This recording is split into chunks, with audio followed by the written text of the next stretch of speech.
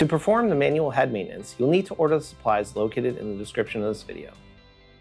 These include fabric swabs, Epson solvent cleaning solution, a compact light,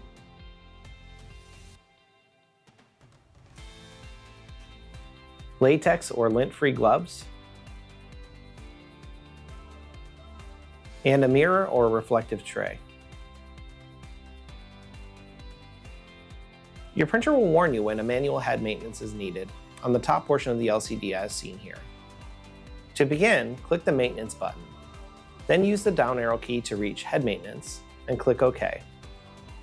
Then choose Regular Cleaning, press OK, and then press OK again to move the head into the maintenance bay. Open the maintenance bay on the left side of the printer and place the mirror or reflective tray in the bottom, under the print head.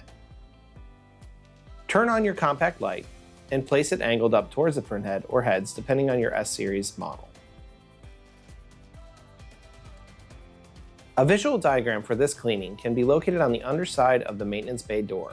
Be sure to wear protective gloves during this process to ensure both your safety and to prevent contamination of the print head or print heads. Pour only a small amount of cleaning solution into the container, just enough to cover half of the tip of the fabric swab. You do not want to place dirty swabs into this solution, so if you need to re-wet the swab, use a different clean swab to do so. I will point out the areas that require new clean swabs. For the first cleaning, go around the outside of both heads with a damp swab.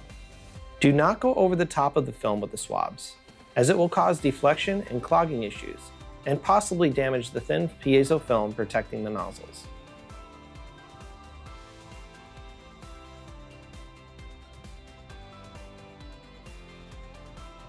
Once the areas around the heads are clean, take a new swab and clean the long media sensor located to the left side of the print heads shown here.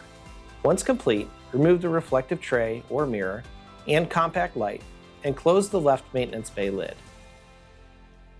Next, lift up the right side lid. This will expose the print head capping station.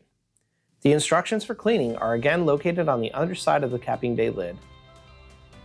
It is important to use a new swab for cleaning each head capping color.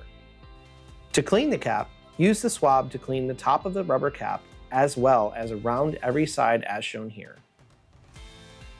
If you're compressing the springs on the capping station, you are pressing too hard.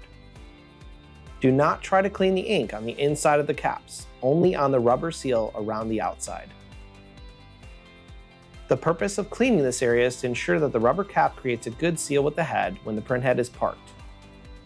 Repeat the process until the majority of the excess ink is removed from the rubber cap around each color individually, using new swabs for each color.